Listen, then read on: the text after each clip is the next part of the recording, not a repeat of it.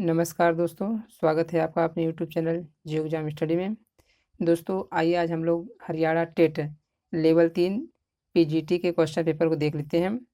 इसमें हम लोग सामान्य ज्ञान के पेपर को देखेंगे कि इसमें टोटल 150 क्वेश्चन आते हैं और ये पेपर 2.5 घंटों का होता है। ठीक दोस्तों, यह पेपर जो है 4 पार्ट में बटा हुआ है, जिसमें भाग 1 है बाल विकास व शिक्षा शास्त्र मतलब चाइल्ड डेवलपमेंट एंड पेडागोजी, और भाग 2 है मतलब पार्ट 2 भाषा में 15 क्वेश्चन आपके हिंदी के रहेंगे और 15 क्वेश्चन इंग्लिश के रहेंगे।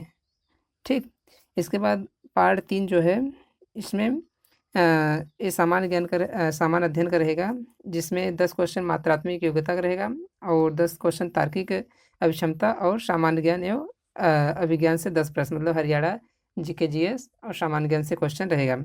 और जो आपका 60 क्वेश्चन है वो आपके सब्जेक्ट का रहेगा। जैसे भूगोल का है तो इसमें 60 क्वेश्चन लास्ट में क्वेश्चन नंबर 91 से लेकर 150 तक आपका सब्जेक्ट का रहेगा। ठीक है दोस्तों, तो इस वीडियो में हम लोग केवल पार्ट 1, 2 तथा 3 को देखेंगे, जो सामान्य ज्ञान है सभी के लिए अनिवार्य है। ठीक, ये वीडियो आपके एग्जाम के लिए बहुत ही लाभकारी सिद्ध होगा, तो इसलिए वीडियो को आप लोग पूरा ज़रूर देखिएगा।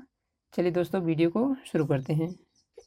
इसमें पार्ट 1 है आपका बाल विकास व शिक्षा शास्त्र मतलब चाइल्ड डेवलपमेंट एंड पेडागोजी। ठीक, तो इसमें पहला क्वेश्चन दिया हुआ है कि सामाजिक रूप से वंचित बच्चों के लिए किस प्रकार की शिक्षा उपयुक्त होगी। तो इसमें जो है समावेशी शिक्षा। ठीक, पहला का सही जवाब 3 है। क्वेश्चन नंबर दूसरा दिया हुआ है कि निम्नलिखित में से कौन सा कथन एरिक्सन के मनोसामाजिक विकास सिद्धांत के अंतर्गत किशोरावस्था के संबंध में सही है। तो इसमें आपका पहला हो जाएगा, अहम पहचान एक धनात्मक मनोसामाजिक पहलू है। दोस्तों ये जो क्वेश्चन है हिंदी तथा इंग्लिश दोनों माध्यमों में छपा हुआ है। हम हिंदी पढ़ रहे हैं, अगर आप इंग्लिश मीडियम से हैं तो आप लोग इंग्लिश को देख सकते हैं। ठीक, क्वेश्चन नंबर अगला है कि एक सृजनशील बालक में निम्नलिखित में से कौन सी विशेषता नहीं देखी जाती है। तो एक सृजनशील बालक में आप देखेंगे परंपरागत विचार नहीं आते हैं। ठीक, क्वेश्चन नंबर चौथा है कि निम्नलिखित में से कौन सी विशेषता समाजीकरण की प्रक्रिया पर सकारात्मक प्रभाव नहीं डालती है। तो इसमें आप देखेंगे 4 का सही जवाब 4 हो जाएगा, सामाजिक पूर्वाग्रहों का विकास। ठीक, क्वेश्चन नंबर 5वां है कि वाइगोत्स्की का समीपस्थ विकास क्षेत्र संदर्भित करता है। तो ये आपका 3 सही होगा। इसमें बच्चा किसी ज्ञानी व्यक्ति के निर्देशन में क्या कर सकता है। ठीक, अगला क्वेश्चन, यदि कोई शिक्षार्थी अपेक्षित उपलब्धि हासिल नहीं कर पाता है तो उसका कारण जानने के लिए किस प्रकार का परीक्षण किया जाता है। तो इसमें 6 का सही जवाब का 2 हो जाएगा, निदानात्मक। ठीक, अगला है कि समावेशन केवल दिव्यांग लोगों तक ही सीमित नहीं है, बल्कि इसका अर्थ किसी भी बच्चे का बहिष्कार न होना भी है। शिक्षा में समावेशन का अर्थ किसके द्वारा स्पष्ट किया गया है। तो इसको आप देख लेंगे ANCF 2005 के द्वारा। ठीक, क्वेश्चन नंबर 8वां है कि वृद्धि एवं विकास में किस प्रकार के परिवर्तन होते हैं। तो इसमें है शरीर के आकार में परिवर्तन, ये सही है। शरीर के अनुपात में परिवर्तन, ये भी सही है। पुराने लक्षणों का विलोपन, ये भी सही है। नवीन विशेषताओं का अधिग्रहण, ये भी सही है। तो ABCD किस में है, ये 4 में है। तो 8 का सही जवाब का 4 हो जाएगा। ठीक, क्वेश्चन नंबर 9 है कि निम्नलिखित में से कौन सा कथन अभिप्रेरणा का अधिगम पर सकारात्मक प्रभाव स्पष्ट नहीं करता। तो इसमें आप देखेंगे पहला हो जाएगा, अभिप्रेरणा सीखने के व्यवहार को छीड़ करती है। ठीक, क्वेश्चन नंबर 10 है, कोहलबर्ग के नैतिक विकास के सिद्धांत के अंतर्गत नैतिकता की अवस्थाओं को उनके स्तर से सुमेलित कीजिए। एक तरफ है नैतिकता की अवस्था, दूसरी तरफ है नैतिकता का स्तर। तो नैतिकता का स्तर में केवल 3 दिया हुआ है और नैतिकता का अवस्था में 4 है। तो देखिए इसको मिलाना है हमें। तो पहला है कि अच्छे अंतर्वैयक्तिक संबंध आपका 2 में चला जाएगा। दूसरे स्तर में फिर है कि व्यक्तिवाद एवं विनिमय, तो ये आपका पहले में चला जाएगा। ठीक, उसके बाद है सामाजिक अनुबंध एवं व्यक्तिक अधिकार। ठीक, ये आपका 3 में चला जाएगा। फिर है सार्वभौमिक नियम, ये भी 3 में ही रहेगा। तो कहने मतलब आपका इसमें सही जवाब 4 हो जाएगा। ठीक। क्वेश्चन नंबर 11 है कि जब अधिगमकर्ता किसी कार्य को बिना किसी इच्छा या उद्देश्य के अपने आप ही सीख जाता है तो उसे कहते हैं, तो उसको प्रासंगिक सीखना कहा जाता है। ठीक। क्वेश्चन नंबर 12 है निम्नलिखित में से कौन सा कथन जैविक अभिप्रेरकों के संबंध में सही नहीं है? तो इसमें वे व्यक्ति के समस्थिति से संबंधित नहीं होते हैं। इसमें सही जवाब 4 है। ठीक।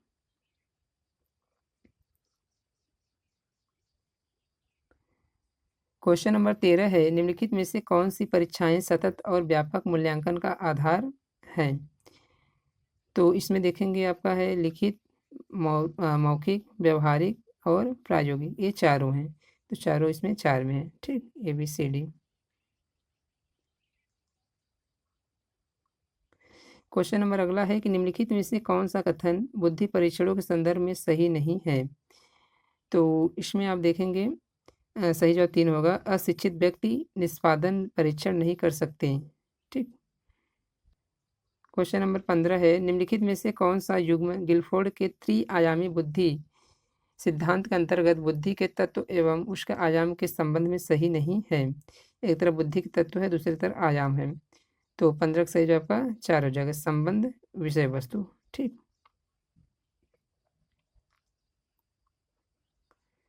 क्वेश्चन नंबर अगला है कि निम्नलिखित में से कौन सी बाल केंद्रित अधिगम दृष्टिकोण की विशेषता नहीं है? तो इसमें आपका सही जवाब 2 हो जाएगा, एकल शिक्षण मार्ग। 17 है कि बंडूरा के अनुसार प्रेक्षणात्मक सीखने की कौन सी अंतर संबंधित प्रक्रियाएं नहीं हैं? तो 17 का सही जवाब आपका 4 हो जाएगा, संयोजनात्मक प्रक्रियाएं। ठीक। फिर अगला क्वेश्चन बंडूरा से 2 क्वेश्चन लगातार। अगला है कि बंडूरा के सामाजिक अधिगम सिद्धांत के अनुसार जब कोई व्यक्ति दूसरों के व्यवहार को देखकर और दोहरा कर वही व्यवहार सीख लेता है तो उसे क्या कहते हैं? तो 18 का सही जवाब आपका 3 हो जाएगा, मॉडलिंग, मतलब मॉडलिंग बोलते हैं उसको। ठीक। अगला है कि स्टर्नबर्ग के त्रितंत्र सिद्धांत के अंतर्गत घटकी बुद्धि में कौन सा उपघटक सम्मिलित नहीं है? तो इसमें आपका सही जवाब 2 हो जाएगा, प्रयोगात्मक घटक। ठीक। क्वेश्चन नंबर 20 है एक अधिगम निर्योग्यता जो अंकगणितीय कौशल के अधिग्रहण को प्रभावित करती है। तो इसका सही जवाब 1 हो जाएगा, डिस्कैलकुलिया। ठीक। क्वेश्चन नंबर 21 है कि फ्रायड के मनोलैंगिक विकास सिद्धांत की 5 अवस्थाओं के सही क्रम का चयन कीजिए। तो इसका सही जवाब 3 हो जाएगा। पहला है उसमें हो जाएगा मुखावस्था, गुदावस्था, लिंग, प्रधानावस्था, अव्यक्तावस्था, जनेंद्रियावस्था। ठीक। अगला है 22 की पावलाव के शास्त्रीय अनुबंधन अधिगम सिद्धांत के अनुसार स्वाभाविक एवं अनुबंधित उद्दीपकों के प्रस्तुतिकरण का कौन सा कालिक क्रम सीखने को सर्वाधिक प्रभावित करेगा? तो 22 का सही जवाब आपका 2 हो जाएगा, विलंबित। ठीक। क्वेश्चन नंबर 23 है कि पियाजे के संज्ञानात्मक विकास सिद्धांत की किस अवस्था में अमूर्त चिंतन तथा सामान्यीकरण की क्षमता विकसित हो जाती है? तो 23 सही जवाब आपका 4 है, औपचारिक संक्रियात्मक। क्वेश्चन नंबर 24 है कि प्रतिभाशाली विद्यार्थियों के लिए निम्नलिखित में से कौन सी शैक्षिक व्यवस्था नहीं की जानी चाहिए? तो इसका सही जवाब आपका 3 हो जाएगा, उपचारात्मक शिक्षण। ठीक। अगला क्वेश्चन है कि निम्नलिखित में से कौन सा समावेशी शिक्षा एक सिद्धांत नहीं है? मतलब समावेशी शिक्षा का एक सिद्धांत नहीं है। तो इसका सही जवाब आपका 1 हो जाएगा, पृथक्करण का सिद्धांत। ठीक। क्वेश्चन नंबर 26 है कि निम्नलिखित में से कौन सा तरीका व्यक्तिक भिन्नताओं के अनुसार शिक्षण का समर्थन नहीं करता है? तो इसका सही जवाब आपका 1 हो जाएगा, विद्यार्थियों का बड़ा समूह। ठीक। क्वेश्चन नंबर 27 है कि विशिष्ट आवश्यकता वाले बच्चों की आवश्यकताओं को पूरा करने में शैक्षणिक संस्थानों की क्या भूमिका नहीं है? देखिए इसमें नहीं ज़्यादा पूछ रहा है, ठीक है, तो इसलिए क्वेश्चन करते समय आप लोग इसका ध्यान देंगे। तो 27 सही जवाब का 3 हो जाएगा, उनकी विशिष्ट आवश्यकता को पहचानना एवं मुख्य धारा से बाहर रखना। ठीक।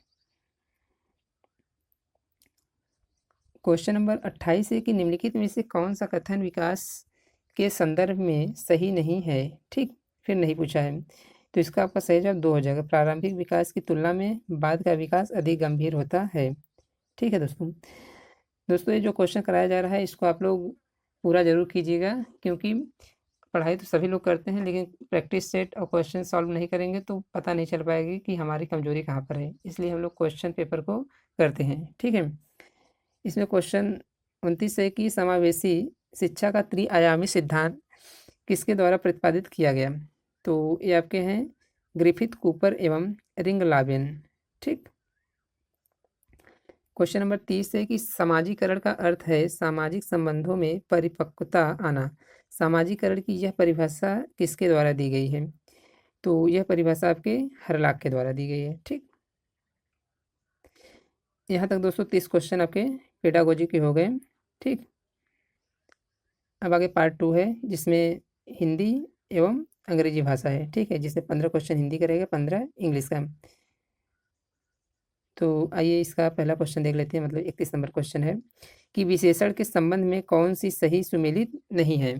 तो 31 सही जवाब का 2 है, पवित्रतम विशेषण की उत्तरावस्था। ठीक, क्वेश्चन नंबर 32 है कि किस विकल्प में शब्द युग्म का सही अर्थ भेद नहीं है। तो 32 का सही जवाब का 3 हो जाएगा, माणिक्य, चर्बी और माणिक्य का मछली। ठीक, क्वेश्चन नंबर 33 है कि कौन सा युग्म संगत नहीं है। तो इसका सही जवाब का 2 हो जाएगा, मस्तिष्क, तद्भव शब्द। ठीक, 34 है कि निम्नलिखित में से किस विकल्प का शब्द संधि विच्छेद की दृष्टि से संगत है, मतलब सही है। तो 34 सही जवाब का 4 है, लघुर्मी बराबर लघुधर, लघु प्लस उर्मी। ठीक, क्वेश्चन नंबर 35 है किस विकल्प के समस्त पद में बहुव्रीहि समास का उदाहरण नहीं है। तो 35 सही जवाब का 2 हो जाएगा, दीर्घ श्वास, पाषाण हृदय। ठीक, क्वेश्चन नंबर 36 है कि किस विकल्प का शब्द अन उपसर्ग से निर्मित नहीं है। तो 36 सही जवाब का 2 हो जाएगा, अनीति। ठीक, 37 है निम्न में से किस विकल्प के शब्द विदेशज प्रत्ययों से निर्मित हैं। तो 37 सही जवाब का 3 हो जाएगा, रिश्वतखोर, रोजगार। ठीक,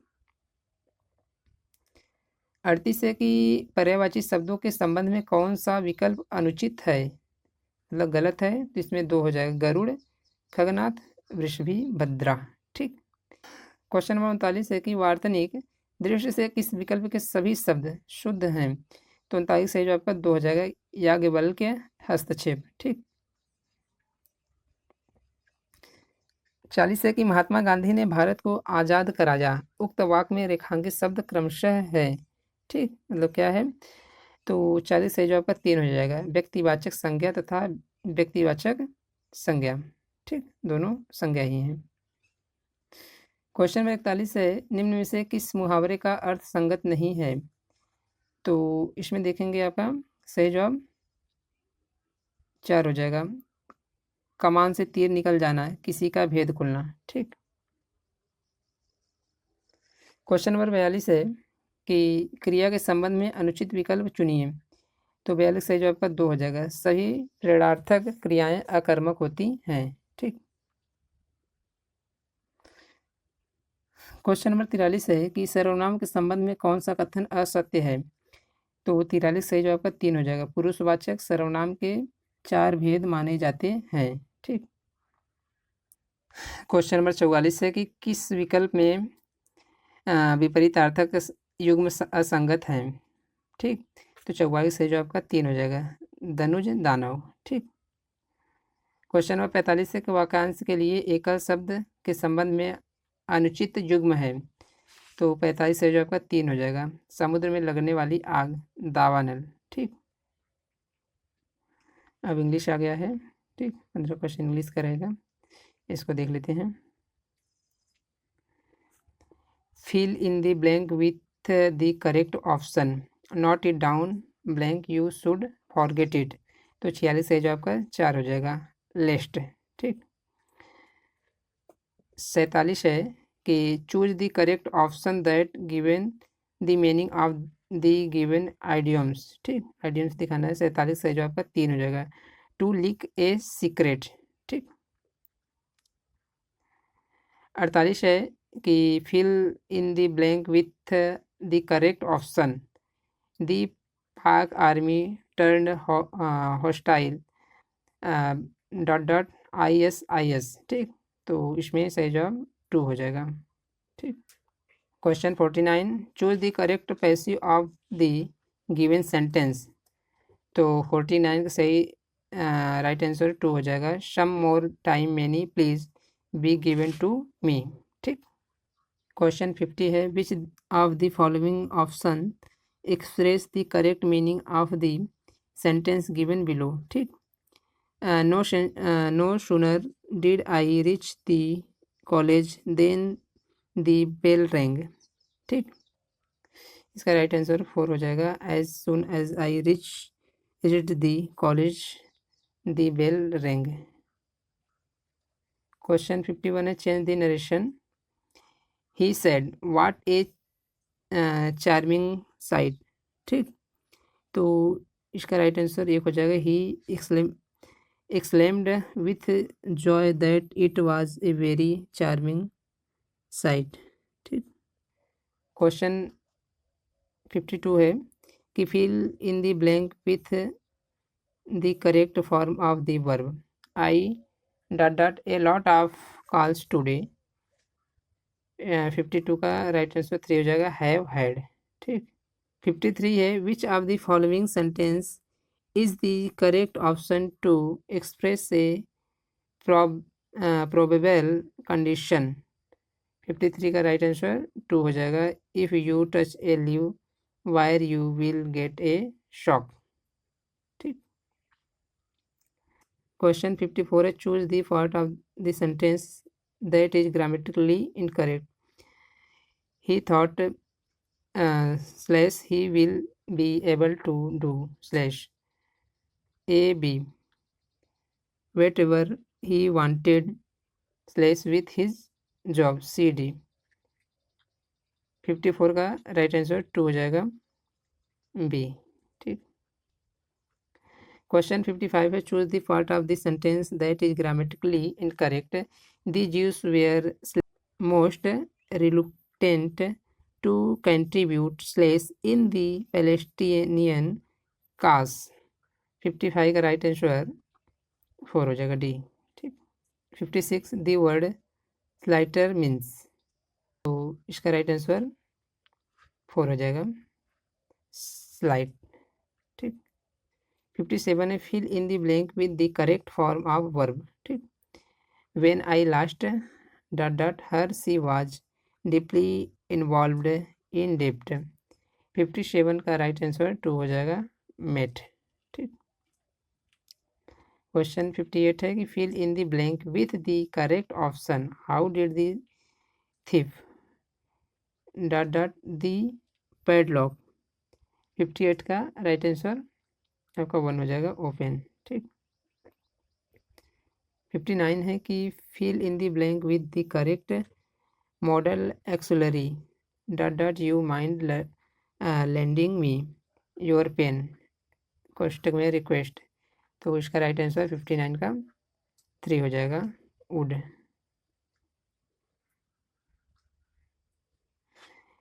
60 है, arrange the following jumbled options in the correct order and then choose the correct option, ठीक। तो इसको जब करेंगे तो आपका सही राइट आंसर 1 हो जाएगा, CDBA, ठीक। तो दोस्तों यहाँ पे हमारा पार्ट 2 कंप्लीट होता हुआ, ठीक। अब यहाँ से हमारा पार्ट 3 शुरू होगा। जैसे सामान्य अध्ययन जनरल स्टडीज है और मात्रात्मक योग्यता मतलब रीजनिंग, मैथ, ये सभी सवाल हैं, ठीक। तो ये क्वेश्चन 61 से शुरू होगा। और वीडियो आप लोग को अच्छी लग रही है तो वीडियो को लाइक कर लीजिए। चैनल पे भी नए हैं तो चैनल को सब्सक्राइब जरूर कीजिएगा। इसमें क्वेश्चन 61 है कि यदि ए अपने सिर के बल पर उत्तर दिशा की ओर अपना मुंह करके खड़ा है तो उसके बाएं हाथ की दिशा है। 61 का सही जवाब 3 होगा, पूर्व, ठीक। 62 है, एक नाव 20 किलोमीटर दूरी को धारा की दिशा में 1 घंटे में तथा उसी दूरी को धारा की विपरीत दिशा में 2 घंटे में तय करती है, तो शांत जल में नाव की चाल है 62 का राइट आंसर 4 हो जाएगा, 15 किलोमीटर प्रति घंटा। ठीक। क्वेश्चन नंबर 63 है, 15 व्यक्तियों के समूह में 7 व्यक्ति हिंदी एवं 8 व्यक्ति अंग्रेजी पढ़ते हैं, जबकि 3 व्यक्ति इन दोनों में से किसी को भी नहीं पढ़ते हैं। इनमें से कितने व्यक्ति हिंदी व अंग्रेजी दोनों को पढ़ते हैं? तो 63 सही जवाब आपका 2 हो जाएगा, 3। ठीक। 64 है कि एक कक्षा में 35 विद्यार्थियों में ए का स्थान नीचे से 7वें पर एवं बी का स्थान ऊपर से 9वें स्थान पर है तथा सी का स्थान इन दोनों के ठीक मध्य में हो, तो सी का स्थान ए से कौन सा है? ठीक। तो 64 सही जवाब का 2 हो जाएगा, 10वां। क्वेश्चन नंबर अगला है कि एक निश्चित कोड भाषा में CEG को TSR तथा FHJ को QPO लिखा जाता है, तो इसी समान भाषा में IKM को लिखा जाएगा। तो 65 सही जवाब आपका 4 हो जाएगा, NML। ठीक। क्वेश्चन नंबर अगला है कि अक्षरों EAML में कितने सार्थक शब्द बनाए जा सकते हैं? 66 सही जवाब आपका 3 हो जाएगा, 3। ठीक। क्वेश्चन नंबर 67 है, एक नियमित बहुभुज में आंतरिक कोण एवं बाह्य कोण का अनुपात 7:2 है, 2 हो, तो इस बहुभुज की भुजाओं की संख्या है।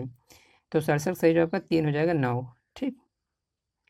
अगला है 68, निम्नलिखित संख्या श्रृंखला का अगला पद ज्ञात कीजिए। तो 68 सही जवाब का 3 हो जाएगा, 35। ठीक। 69 है, नल ए द्वारा एक टैंक को अकेले 8 घंटे में, नल बी द्वारा इसी टैंक को अकेले 6 घंटे में भरा जा सकता है। यदि दोनों नलों को एक साथ 2 घंटे के लिए खोलने के पश्चात नल ए को बंद कर दिया जाए, तो नल बी द्वारा बचा टैंक कब भरा जाएगा? तो 69 से आपका 2 हो जाएगा, 2.5 घंटे में। ठीक। 2 सही, 2 घंटे में। क्वेश्चन नंबर 70 है, यदि किसी निश्चित पैटर्न में 38 × 15 = 32, 62 × 91 = 7 तथा 74 × 81 = 29 हो, तो उसी पैटर्न में 47 × 33 का मान है। तो 70 का सही जवाब का 2 हो जाएगा, 41। ठीक। 71 है, यदि 17 दिसंबर 2002 को शनिवार था, तो 22 दिसंबर 2000 को कौन सा दिन था? तो 71 सही जवाब का 1 हो जाएगा, रविवार। ठीक। 72 है, एक श्रेणी का अगला पद है Z1A X2D V6G T2 1J, question mark की जगह क्या होगा? 72 सही जवाब का 4 हो जाएगा, R889M। ठीक। 73 है, क्वेश्चन नंबर 73 है, अंग्रेजी वर्णमाला में दी गई श्रेणियों में क्रमागत अक्षरों के मध्य छोड़े गए अक्षरों की संख्या 1 से कम होती जाती है। निम्नलिखित श्रेणियों में कौन सी इस नियम का पालन करती है? तो 73 सही जवाब का 2 हो जाएगा, DJOSV। ठीक। 74 है, x अक्ष y अक्ष तथा 4x + 3y = 12 द्वारा निर्मित त्रिभुज के बाह्य वृत्त की त्रिज्या है। तो 74 से जो आपका 2 हो जाएगा, 2.5 इकाई। 75 है, वह सबसे छोटी संख्या ज्ञात कीजिए जिसे 15,463 में जोड़ने पर प्राप्त योगफल 107 से पूर्णतः विभाजित हो जाता है। तो 75 का सही जवाब आपका 1 हो जाएगा, 52। 76 है, पानी को दूध में किस अनुपात में मिलाकर बेचा जाए कि प्राप्त मिश्रण को क्रय मूल्य पर बेचने पर 20% का लाभ हो? तो 76 से जो आपका 1:5। अगला है, एक निश्चित राशि का 4% वार्षिक दर पर 2 वर्षों के लिए चक्रवृद्धि ब्याज एवं सरल ब्याज का अनुपात है। तो 77 का सही जवाब आपका 3 हो जाएगा, 51.50। ठीक। आगे है कि यदि A, B तथा C ने 7/2 = 4/3 = 6/5 के अनुपात में पूंजी लगाकर एक व्यापार प्रारंभ किया। 4 माह पश्चात A ने अपनी पूंजी का 50% बढ़ा दिया। यदि वर्ष के अंत में कुल 21,600 रुपये का लाभ हुआ, तो इस लाभ में B का हिस्सा है। तो 78 से जो आपका 3 हो जाएगा, 4,000 रुपये। ठीक। 79 है, एक आदमी 20% हानि पर एक वस्तु को बेचता है। यदि उसी वस्तु को 12 रुपये अधिक में बेचता तो उसे 10% का लाभ होता। उस वस्तु का क्रय मूल्य है। तो 70 सही जवाब 4 है, 40 रुपये। ठीक। क्वेश्चन 80 है कि ए 1/2 प्लस ए माइनस 1/2 बटे 1 माइनस ए प्लस 1 माइनस ए माइनस 1/2 बटे 1 प्लस √2 बराबर है। तो 80 का सही जवाब का 4 हो जाएगा, 2/1 माइनस ए। ठीक। आगे सामान्य ज्ञान क्वेश्चन है। क्वेश्चन नंबर 81 कि ऐतिहासिक गांव सुग अवस्थित है। तो 81 सही जवाब का 3 हो जाएगा, यमुनानगर जिले में। ठीक। 82 है कि किस हरियाणवी ने अगस्त 2023 में माउंट एल्ब्रुस को फतेह किया। तो 82 सही जवाब का 2 हो जाएगा, रोहतास बिश्नोई। ठीक। 83 है कि हरियाणा के निम्नलिखित राज्यपालों में से कौन ICS अधिकारी थे। तो 83 सही जवाब का 1 हो जाएगा, श्री धर्मवीर। ठीक। क्वेश्चन नंबर 84 है मौर्यकालीन स्तूप के साक्ष्य प्राप्त हुए हैं। तो इसमें पहला और तीसरा सही है, टोपरा में और थानेसर में। ठीक। क्वेश्चन नंबर 85 है कि गीता जयंती समारोह किस माह में मनाया जाता है। तो 85 का सही जवाब का 2 हो जाएगा, मार्गशीर्ष में। 86 है कि हरियाणा सेवा का अधिकार आयोग के मुख्य आयुक्त कौन है। ठीक। तो इसका सही जवाब का 1 हो जाएगा, Shri TC Gupta. Question number 87 है कि साधु निश्चल दास के बारे में निम्नलिखित कथनों को पढ़िए। ठीक। तो साधु निश्चल दास व दादू के शिष्य थे। उन्होंने एक पुस्तक विचार सागर संकलित की जो संवाद के रूप में है। तो इसमें सही जवाब का 2 हो जाएगा, केवल कथन 2 सही है। ठीक। क्वेश्चन नंबर 88 है हरियाणा में चिंकारा प्रजनन केंद्र कहाँ स्थित है। तो इसका सही जवाब का 4 हो जाएगा, भिवानी में। ठीक। क्वेश्चन नंबर 89 को आयोग ने डिलीट किया है। इसका 1 नंबर सभी को समान रूप से दिया है। ठीक। क्वेश्चन नंबर 90 है कि हरियाणा में भारतीय सूचना प्रौद्योगिकी संस्थान कहाँ स्थित है। तो 90 का सही जवाब 1 है। ठीक। तो ये था दोस्तों HTET का टोटल 90 क्वेश्चन जो कि सभी विषयों के लिए अनिवार्य है। और आप लोग का एग्ज़ाम जल्द ही होने वाला है, तो इसलिए आप लोग ज़्यादा से ज़्यादा प्रैक्टिस करिए और अपना रिवीजन करिए। ठीक। अगर आप लोग चैनल पर भी नए हैं तो चैनल को सब्सक्राइब कर लीजिए, वीडियो को लाइक कर लीजिए। आपके जो भी सुझाव है उसे कमेंट करिए। वीडियो देखने के लिए धन्यवाद। ठीक।